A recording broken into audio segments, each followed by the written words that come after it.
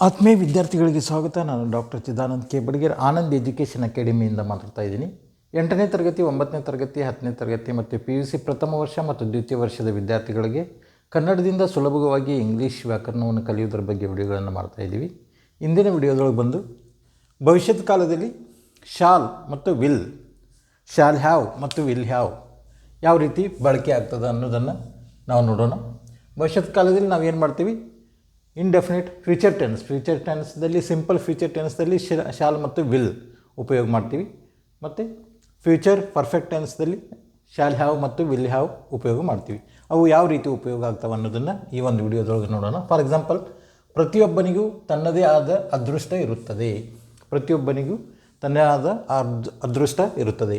Every one will have his own luck. Every one will have his own luck. ಪ್ರತಿಯೊಬ್ಬನಿಗೂ ತನ್ನದೇ ಆದ ಅದೃಷ್ಟ ಇರುತ್ತದೆ. ನನಗೆ ಉತ್ತಮ ಅವಕಾಶ ಇದೆ. I shall have a better chance. ಈ ಮತ್ತು ಶಾಲ್ ಮತ್ತು ಶುಡ್ ಇವು ಭೂತಕಾಲದಲ್ಲಿ ಯಾವ ರೀತಿ ಶುಡ್ ಮತ್ತು ವುಡ್ ಸಹಾಯಕ ಕ್ರಿಯಾಪದಗಳಾಗಿ ಕೆಲಸ ಮಾಡ್ತಾವೆ ಅನ್ನೋದನ್ನು ನೋಡೋಣ. ಶಾಲ್ ಎಂಬುದರ ಭೂತಕಾಲದ ರೂಪ, that is past tense, should ಆಗ್ತದೆ. ಹಾಗೆ ವಿಲ್ ಎಂಬುದರ ಭೂತಕಾಲದ ರೂಪ ವುಡ್.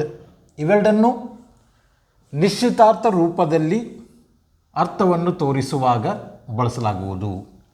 ಶುಡ್ ಮತ್ತು ವುಡ್ ಇವೆರಡು ನಿಶ್ಚಿತಾರ್ಥವನ್ನು, ಅಂದರೆ ಕಂಪಲ್ಸರಿಯಾಗಿ, ಡೆಫಿನೆಟಾಗಿ ವಿಷಯವನ್ನು ನಾವು ತಿಳಿಸುವಾಗ ಈ ಶಾಲ್ ಇದರ ಪಾಸ್ಟ್ ಟೆನ್ಸ್ ಶುಡ್ ಮತ್ತು ವಿಲ್ ಇದರ ಭೂತಕಾಲದ ರೂಪ ವುಡ್ ಇವೆರಡನ್ನು ನಾವು ಉಪಯೋಗ ಮಾಡ್ತೀವಿ. ಯಾವ ರೀತಿ ಅಂದರೆ, ಫಾರ್ ಎಕ್ಸಾಂಪಲ್, ನಾನು ಈಗ ಬರೆಯಲೇಬೇಕು.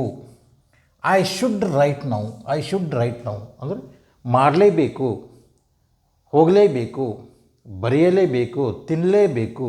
ಈ ರೀತಿ ಒಂದು ಡೆಫಿನೆಟಾಗಿ ತೋರಿಸೋದು, ನಿಶ್ಚಿತಾರ್ಥವಾಗಿ ತೋರಿಸುವಂಥ ಒಂದು ಸಂದರ್ಭದೊಳಗೆ ಈ ಶಾಲ್ ಮತ್ತು ಶುಡ್ಡನ್ನು ನಾವು ಉಪಯೋಗ ಮಾಡ್ತೀವಿ.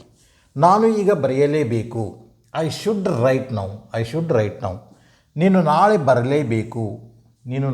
ಬರಲೇಬೇಕು. You should come tomorrow.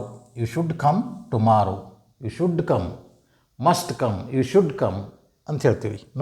ಅವನು ಕಷ್ಟಪಟ್ಟು ವ್ಯಾಸಂಗ ಮಾಡಬೇಕು.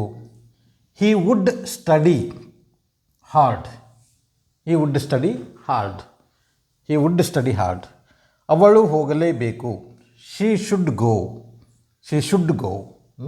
ಈ ರೀತಿ ನಿಶ್ಚಿತವಾಗಿ ಅರ್ಥವನ್ನು ಕೊಡುವ ಹಾಗೆ ತೋರಿಸುವಂಥ ಸಂದರ್ಭದೊಳಗೆ ನಾವು ಈ ಶುಡ್ ಮತ್ತು ವುಡ್ ಅನ್ನುವಂಥ ಭೂತಕಾಲದ ರೂಪಗಳನ್ನು ನಾವು ಉಪಯೋಗ ಮಾಡ್ತೀವಿ.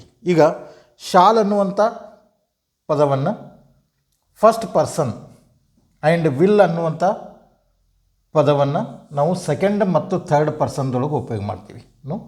First person, second person. I, we, you, he, she, it, they. ಇವು ಪ್ರಥಮ ಪುರುಷ, ದ್ವಿತೀಯ, ಮಧ್ಯಮ ಪುರುಷ ಮತ್ತು ತೃತೀಯ ಪುರುಷ ಅಂತ ಬರ್ತಾವೆ. ಅವನ್ನ ನಾನು ಹೇಳಿದ್ದೀನಿ ಆಲ್ರೆಡಿ, ಅವನ್ನ ನೋಡ್ಕೊಳ್ರಿ. ಶಾಲ್ ಅನ್ನುವಂಥ ಪದ ಫಸ್ಟ್ ಪರ್ಸನ್ದೊಳಗೆ ಬರ್ತದೆ. ಐ ಮತ್ತು ವಿಗಳ ಮುಂದೆ ಶಾಲನ್ನು ಉಪಯೋಗ ಮಾಡಬೇಕು. I shall, we shall. Will in the second and third person. Will ಅನ್ನುವಂಥ ಈ ಒಂದು ಸಹಾಯಕ ಕ್ರಿಯಾಪದವನ್ನು ನಾವು ಎಲ್ಲಿ ಉಪಯೋಗ ಮಾಡಬೇಕು? ಸೆಕೆಂಡ್ ಪರ್ಸನ್ ಮತ್ತು ಥರ್ಡ್ ಪರ್ಸನ್ದೊಳಗೆ. ಸೆಕೆಂಡ್ ಪರ್ಸನ್ದೊಳಗೆ ಯಾವಾಗ ಬರ್ತವೆ? ಯು. ಥರ್ಡ್ ಪರ್ಸನ್ದೊಳಗೆ ಹಿ, ಶಿ, ಇಟ್, ದೇ. ಅಲ್ಲಿ ಈ ಸೆಕೆಂಡ್ ಪರ್ಸನ್ದೊಳಗೆ ವಿಲ್ ಅನ್ನುವಂಥ ಪದ ಬರ್ತದೆ. To show the simple futurity. Simple ಫ್ಯೂಚರ್ದೊಳಗೆ ತೋರಿಸ್ಲಿಕ್ಕೆ ಈ ಒಂದು ಶಾಲ್ ಪ್ರಥಮ ಪುರುಷದೊಳಗೆ ಮತ್ತು ವಿಲ್ಲನ್ನು ಸೆಕೆಂಡ್ ಮತ್ತು ಥರ್ಡ್ ಪರ್ಸನ್ದೊಳಗೆ ಯೂಸ್ ಮಾಡ್ತೀವಿ. Will in the first person and shall in the second and third person show the determination of the speaker. ಇಲ್ಲಿ ಮೊದಲನೇ ಒಂದು I, we, you, he, she, it, they. ಇದು ಪ್ಲೂರಲ್ ಮತ್ತು ಇದು ಸಿಂಗ್ಯುಲರ್ ಅಂತ ಕರಿತೀವಿ ನಾವು. ಸಿಂಗ್ಯುಲರ್ ಪ್ರಥಮ ಪರ್ಸನ್, ಫಸ್ಟ್ ಪರ್ಸನ್ ಅಂತ ಕರಿತೀವಿ ಇದಕ್ಕೆ. ಐ ವಿ ಇದು ಸೆಕೆಂಡ್ ಪರ್ಸನ್. ಇಲ್ಲಿ third person singular he she it, ಅದು ದೇ.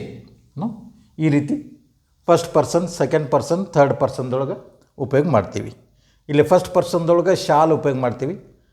ಯು ಮತ್ತು ಯು ಸೆಕೆಂಡ್ ಪರ್ಸನ್ ಮತ್ತು ಥರ್ಡ್ ಪರ್ಸನ್ದೊಳಗೆ ವಿಲ್ ಉಪಯೋಗ ಮಾಡ್ತೀವಿ.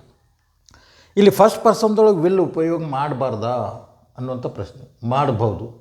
ಖಡಾಖಂಡಿತವಾಗಿ ತೋರಿಸುವಂಥ ಸಂದರ್ಭದೊಳಗೆ it shows the determination of the speaker.